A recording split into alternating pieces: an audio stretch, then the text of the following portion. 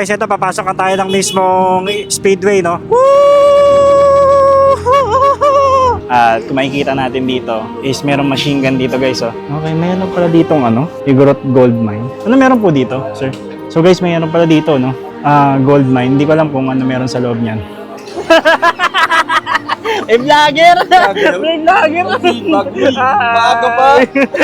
Mamaya pa! Ang pagtuklas ay isa sa mga bagay na nagbibigay saysay sa bawat biyahe. Sa bawat ikot ng gulong, bawat kalsada ng tinatahak, may mga bagong tanawin, bagong aral, at mga kwentong naghihintay na matuklasan. Kasama ang advokasya ng Philippine Motorcycle Tourism, ang paglalakbay ay nagiging mas makabuluhan. Hindi lamang ito tungkol sa pagpunta sa isang destinasyon, kundi sa paraan ng paglalakbay, isang paraan na mas malapit sa tao, sa kalikasan, at sa kultura ng bawat lugar. Sa pamamagitan ng motorsiklo, mas napapasok natin ang mga bayan at lugar na bihirang marating. Dito natin nakikilala ang tunay na Pilipinas, sa ngiti ng mga lokal, sa kwento ng mga matatanda, at sa mga tanawing hindi kailangan maging sikat para maging kahanga-hanga. At ang Philippine Motorcycle Tourism ay nagsusulong ng responsableng pagmumotor at mga kalikasang turismo. Ibig sabihin, bawat biyahe may kasamang respeto sa kalsada, sa kalikasan, at sa komunidad na ating binibisita. Habang patuloy tayong naglalakbay, mas nauunawaan natin ang bawat kalsada ay may kwento at ang biyahe ay may aral. Sa pamamagitan ng Philippine Motorcycle Tourism, ang simpleng ride ay nagiging isang karanasan na may lalim at saysay. Ito ang diwa ng ating paglalakbay, isang pagtuklas na hindi natatapos sa destinasyon, kundi nagpapatuloy sa bawat alaala at aral na ating baon pauwi. Kasama ang Philippine Motorcycle Tourism, patuloy natin tinatahak ang mga kalsada ng Pilipinas. Isang biyahe, isang kwento, at isang pagmamahal sa bayan. Good morning guys, this is Kuya Mario once again at welcome back po muli sa ating panibagong paglalakbay at pagtuklas. At nandito po tayo ngayon sa may Petron, dito po sa may Marilao. Nasa North Luzon Expressway po tayo ngayon, no? At meron po tayong napakagandang ride. That is 3 days ride po, no, na mangyayari. At naimbitahan po tayo ng Philippine Motorcycle Tourism at kasama po natin sila sa loob ng 3 araw. Ang magiging ruta po namin ay Pampanga, La Union, at Baguio. So nandito po kami ngayon sa Expressway at papunta po kami ngayon ng Clark, kung saan pupuntahan po natin doon yung Clark Museum. Yun po yung magiging first day po natin, no? And then after that, ilibot ko kayo kung ano ba yung makikita natin doon, kung ano ba yung mga pupuntahan namin. So tara, samahan nyo kami sa isang napakasayang 3 days ride na to, no? So tara, let's go. Okay, let's go guys. So, papunta na po tayo sa Clark ngayon. Time check tayo, 9:28 ng umaga. At dito namin minute yung aming makakasama. At nag-umpisa kami sa may Mall of Asia, doon kami nag-take off around 7:30 AM. And then, nandito na kami sa may Expressway ngayon. Didiretso na kami doon. So guys, napakasaya na itong ride na to dahil may mga bago tayong makikilala, mga bago tayong mga kaibigan na talaga mga riders din, no? Umiikot din sa Pilipinas para ipakita yung mga ganda, yung mga istorya ng mga bawat lugar.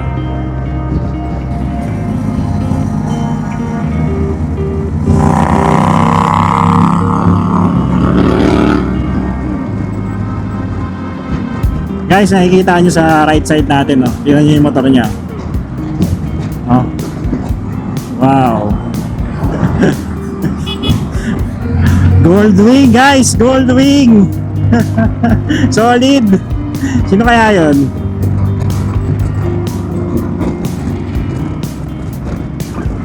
Medyo kulog lang yung ating boses, napapansin ninyo. Dahil talagang nakababa yung natin, sinicure talaga natin yung visor natin. May mga kumakaway.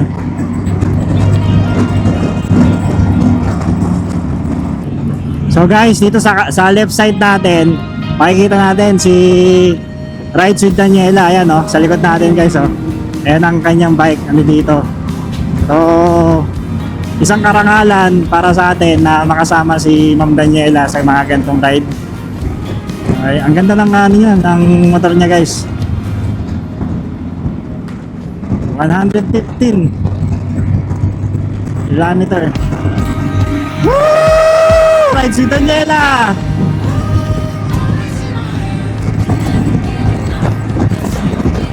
Grabe, paborito ni Ma'am Daniela yung nakatayo, oh.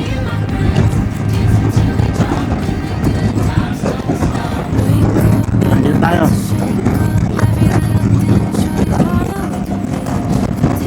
Si Ma'am, oh. Hi, Ma'am. Grabe, ang galing ni Ma'am Daniela magtayo, oh. Ngayon na pa yan nakatayo. Oh. Yan guys, oh. Nakikita niyo si Ma'am Daniela.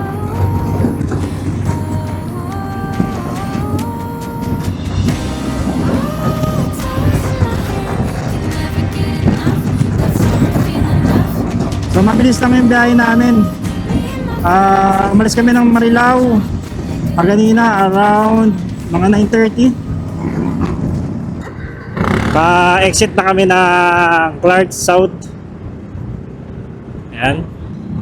Dito na tayo, malapit na tayo sa ating unang destination, no? So excited na ako kasi first time ko rin na dito, magbablog dito sa My Clark. Pero dati naman is nakapunta na ako dito, no?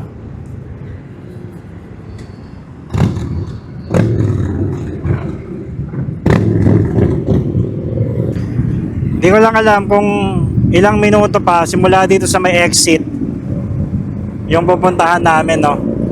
May mga kasama rin kami, may mga backup din kami, mga nakaban sila, doon yung mga ibang gamit.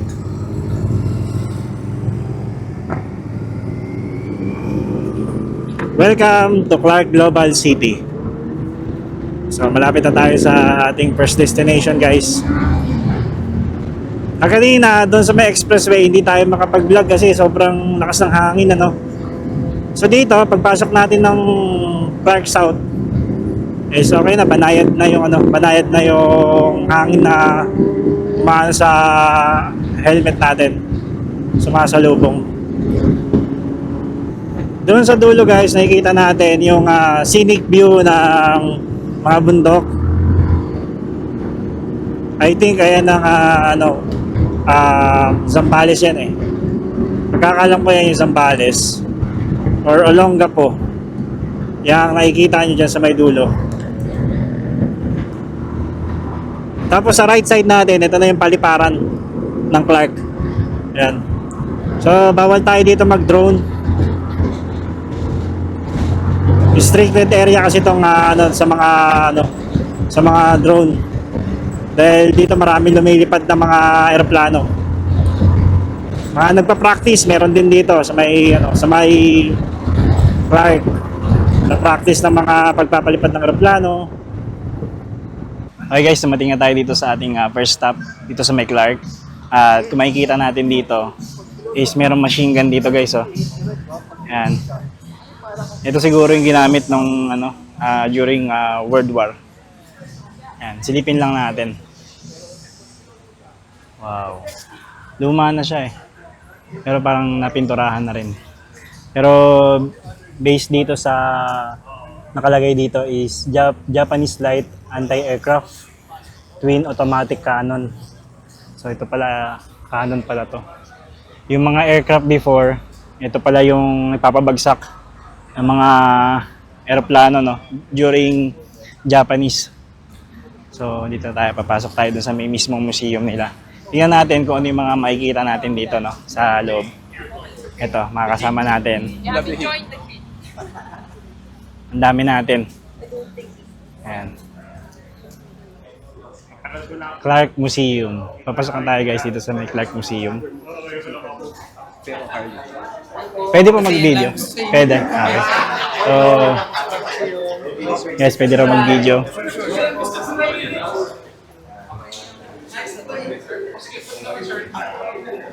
So, antayin lang natin yung yung ating guide dito.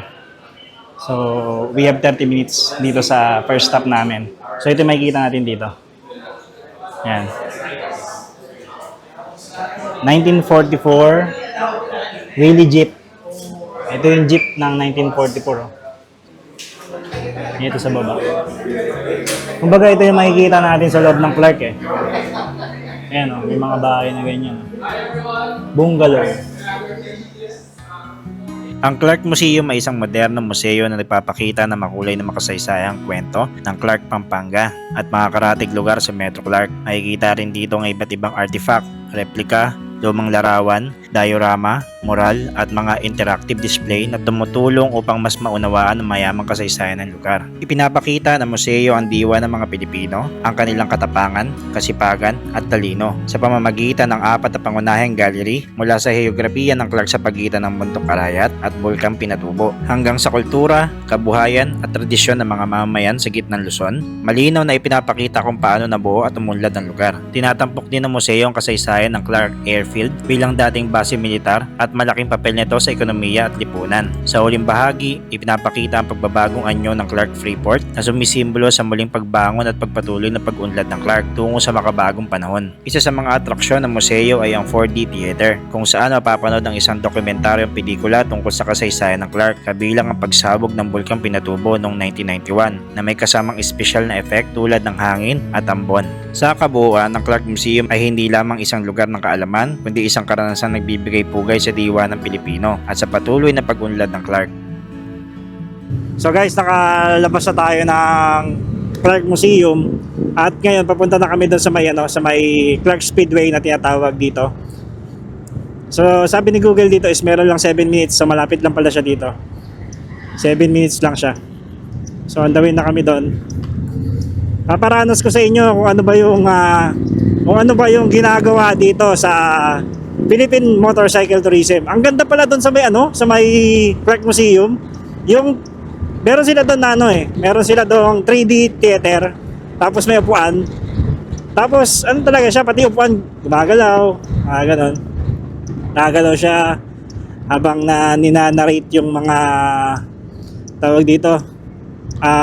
Yung mga nangyayari sa mga Pinatubo, ganon. Pagka sinabi mo talagang Philippine Motorcycle Tourism, tungkol talaga siya sa mga culture, mga ganon, mga about sa mga kung anong meron dun sa lugar.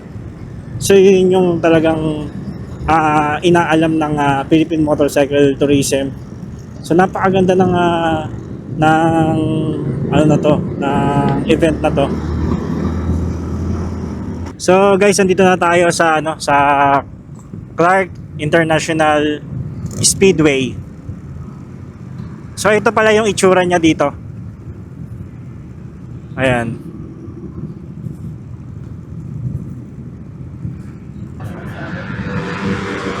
Wow. First time ko makapunta dito sa Clark International Speedway. So may nakita na ako doon mga racing bikes na dito mabibilis. Nasa loob sila ng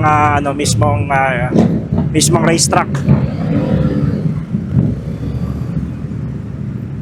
Napakarami pala dito guys na mga tao rin, mga nag-aantay oh.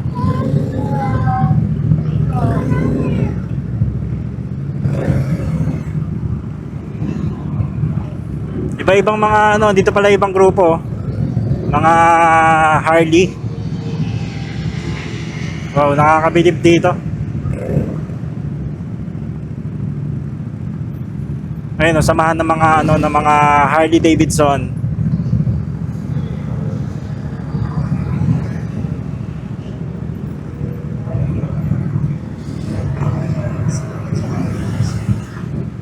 So yan guys, napakita ko lang sa inyo kung ano ba yung makikita natin dito sa Clark International Speedway. Ang ganda pala dito, wala akong masabi. So yan, kaliwa kanan, makikita natin dito yung mga booth ng mga motor, mga shop. Ayan o.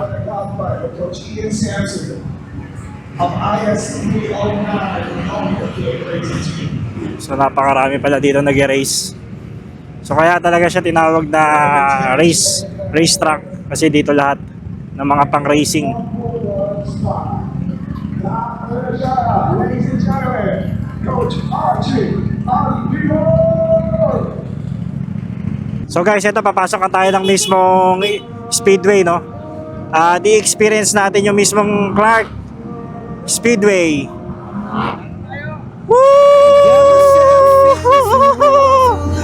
Ito na yun, Clark Speedway. Ito na yung iniikutan guys ng mga big bike na malalaking mga motor. Grabe ang lawak pala na ito. Oh, napakalawak niya. I got myself into a world full of trouble. Sobrang sulit. I reach for the stars, but I cannot go higher. I'm on a paper plane flying into your fire. So ito guys, para tayong nasa MotoGP oh. Oh. Nakakatuwa no? Kasi na-experience natin yung mga ganito.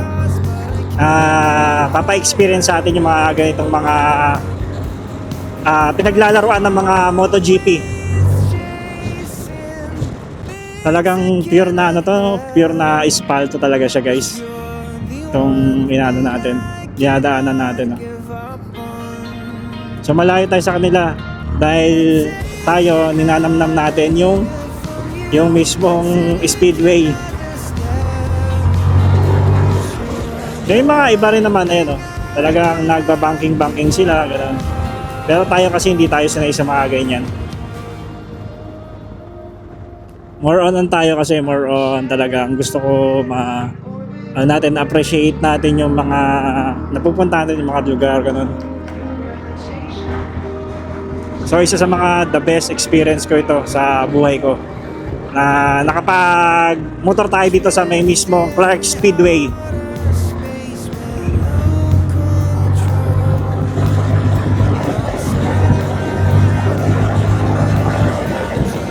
Napakahaba guys.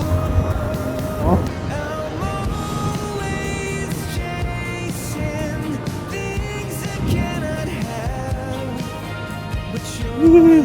Dito marami nag-overshoot siguro dito.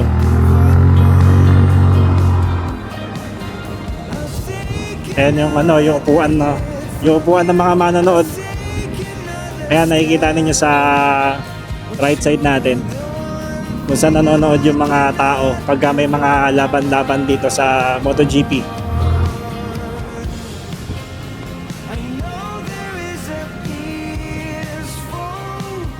Solid oh.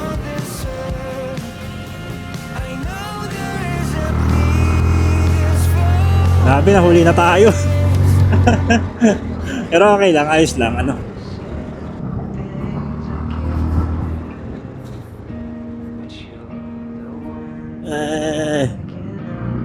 dito marami siguro sumisemplang oh.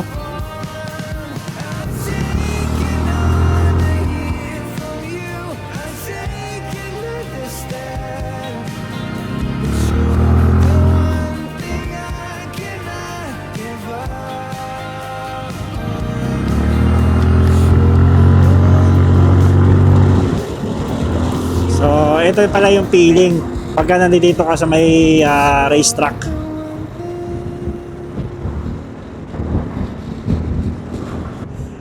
Mga wow! Woo! Talaga may kumukumpas pa Okay guys, good evening. Nandito tayo ngayon sa may La Union. Kagaya nandito tayo sa may Clark. Nakita nyo, pumasok tayo dun sa may racetrack. And then after nun, hindi na rin ako kumuha ng mga video. So mga 7 PM dumating kami dito. Then by tomorrow talaga yung pinaka main event. Akit kami ng Cordillera, lahat ng Philippine Motorcycle Tourism, akit kami doon. And then pupunta natin yung Stone Kingdom. So isa yun sa mga tourist spot dyan sa may Baguio. And then Burnham Park, kung maiikot pa natin. And then nga pala guys, nandito tayo ngayon sa Oreo Hotel at kasama natin si Loki Moto. Ayan Sup? Ayun So, dalawa lang kami dito sa may room namin. Ito, papakita ko muna sa inyo kung gaano kaganda yung aming... Gaano maganda, gaano magulo. Kung gaano kagulo. So, yung inistayan namin is, ang pangalan niya is Oreo Hotel. So, ayan. Kita ninyo. Nandiyan yung cabinet.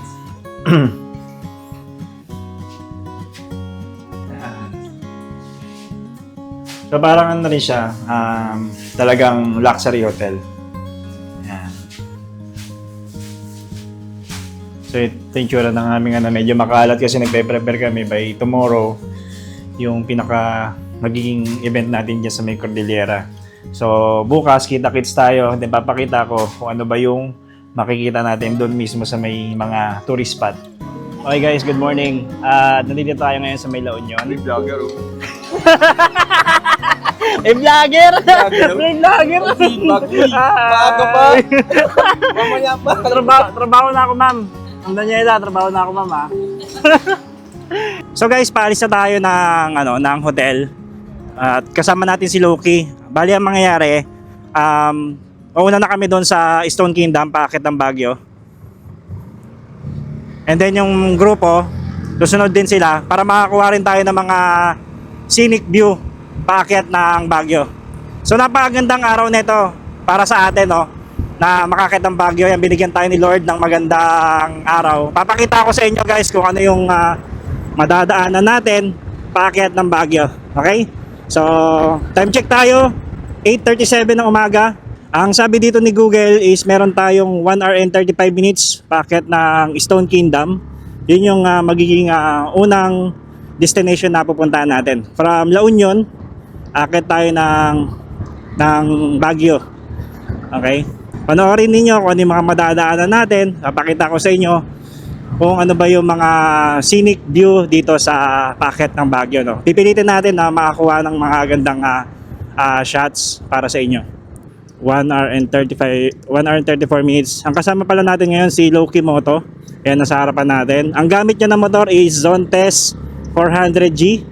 And then ang gamit ko ngayon is Zontes 400K. So yung bagong labas ni mga bagong labas naman to ni Zontes. So ngayon lang ako makakakit uli ng Baguio siguro after 1 year. Last year nakapunta ako ng Baguio. Nandito na tayo ngayon sa may Bawang, yung mismong bayan ng Bawang, no. So sabi dito ni Google is kakaliwa tayo dito sa may papuntang Nagilian. Yan guys, so nakikita ninyo sa right side natin yung Bawang Commercial Center. Napakalaki niyan ng merkado nila dito. Hindi na kami magke-Kenon dahil malayo, nandun sa may dulo pa ang Kenon Road, pabalik kami. Pero dito kasi yung pinaka isa pang daan, kung galing ka ng La Union, may daanan pa dito, Nagilian Road. So dito tayo kakaliwa sa may McDonald's. Balik kakaliwa tayo dun sa may Shell. Yan, para makita nyo rin. So dito tayo kakaliwa. May makita ko yung Jollibee. Ito yung papunta ng Nagilian Road, paakyat ng Baguio. Ito guys, ang ganda. Pakita ko sa inyo yung kanilang arko. So yun, Nagilian, Dumanon, Kayuapo. Yan, napakalaki ng kanilang arko dito guys. So didiretsuhin lang natin to, tong straight na to. Yung pagpasok pala natin Cagayan guys, yung arko pa lang yun ng Nagilian, pero yung pinaka-sentro nila madadaanan natin. So check natin yung kanilang sentro kasi this is my first time na dumaan dito sa may Nagilian Road. Titignan natin kung ano ba yung mga makikita natin. Wow guys, so nakita nyo ba yung bridge na to?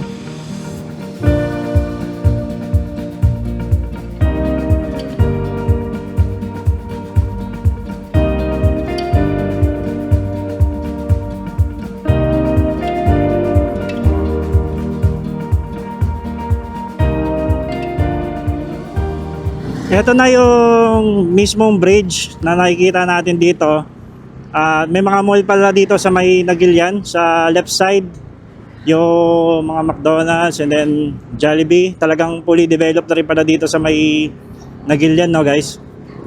Tapos makikita natin dun sa itaas yung scenic view ng mga bundok. Ang gaganda na, no? Dito pa lang sa may Nagilian, guys, is nabubusog na tayo sa mga nakikita natin. Etong dinadaanan natin ngayon, guys, is ito yung parang paakyat na siya ng Baguio. Sa side natin, dito sa right side natin, may makikita na tayo mga matataas na bundok. Talagang scenic view siya. Tapos medyo lumalamig-lamig na rin yung ano, yung klima dito sa dinadaanan natin.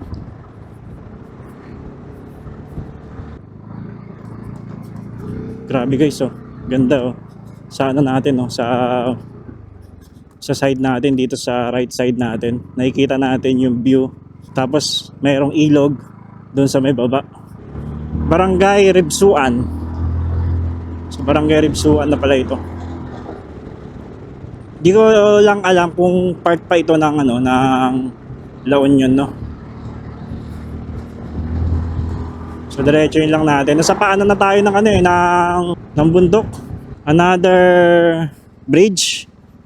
At ang sabi dito, andito na tayo sa may papasok ng Burgos, La Union. Ayan, oh. Welcome to Burgos, La Union. Para siyang ano, para siyang Santa Fe ng Nueva Vizcaya, guys, oh. Etong dinadaanan natin ngayon sa may Burgos, La Union. Pagka dadaan pala kayo dito sa may Burgos, kailangan doble ingat dahil yung mga kurbada dito, mga blind spot talaga. Hindi mo talaga makikita yung mga kasalubong mo katulad nito. Tapos ano talaga siya, bako yung daanan. Ayun, ang taas na, guys, oh. Ito isa sa mga nagpapasaya sa mga riders, yung mga ganitong mga kurbadang daanan. Wow. Sa left side natin, guys, overlooking now. Nakikita ninyo. Ayan, oh. Ganda, no? So, isa lang ibig sabihin yan is sumakit na tayo ng Cordillera. Pakit na tayo ng Cordillera. Kasi dito na yung mga matataas na parte ng daanan. I'm so far away from home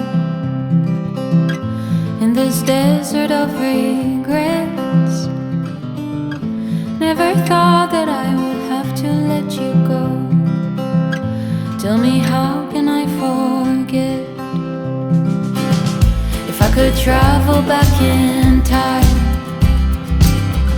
I'd lay a blanket full of stars to brighten up the darkness of our sleepless nights. I'd find a way to make you smile. But I will break your fall, even if you don't love me, even if you don't love me. I will break your fall, even if you don't love me, even if you don't love me.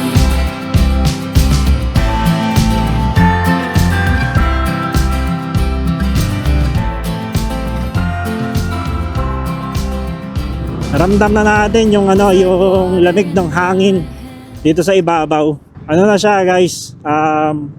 Makapasok na siya dito sa ano ko, sa pantalon ko. Nakaramdaman ko na, pero dito sa suot natin, is makapal to eh. So maganda. Problema na ito mamayang gabi. Hindi tayo nakapagdala ng jacket. Okay, dito na tayo. So guys, dumating na tayo dito sa mismong Igorot Stone Kingdom, kung saan dito talaga napakadami talagang mga pumupunta dito sa lugar na to.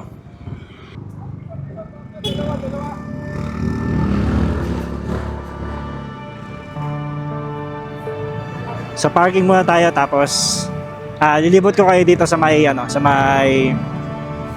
Igorot Stone Kingdom. So dito na rin yung mga ibang mga kasama natin.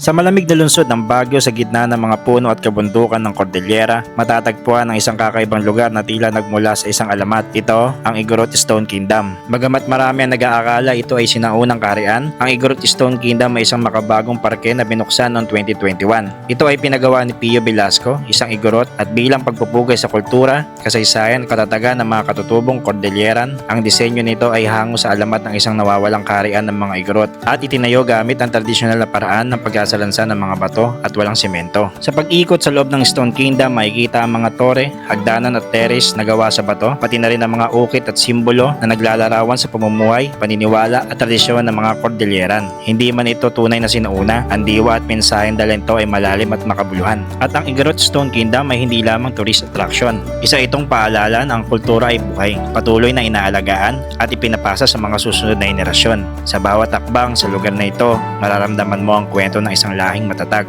kapag malasakit sa kalikasan at pinagmamalaki ang kanilang pagkakakilanlan.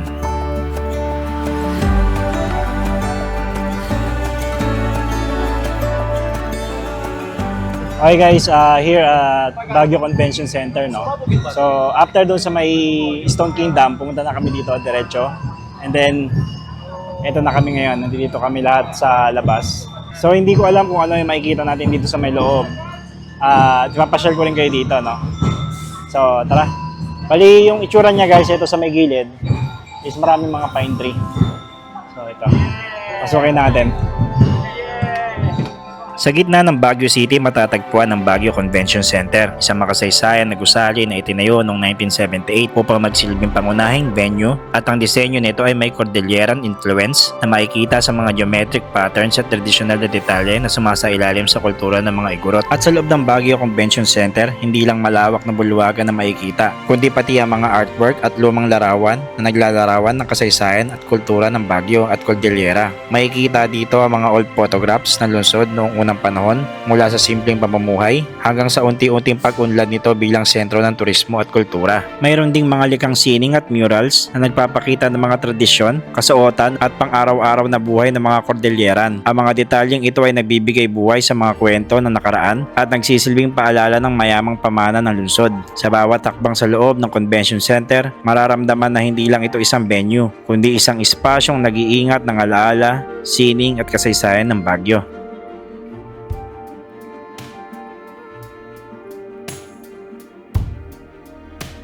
Okay guys, nakababa na kami ng Baguio at nakita nyo yung mga pinuntahan namin, at maraming salamat sa lahat ng mga sumubaybay sa ating vlog, at kita-kits pong muli sa ating susunod na adventure. Maraming salamat po. Ayan po sila, napapagasta kami, uuwi na kami. Bye-bye! It's been a long time, but I remember it well. Just like the photo we keep on the shelf. Oh, we were young, oh, we were young. Now 10 years have passed and we're still locked in time. I don't take for granted the years that go by. Started with a gaze, here we remain. All of the moments collected in time, perfectly bound like your hand fits in mine. Lucky to find what we're both looking for in this life. My heart is aching, but somehow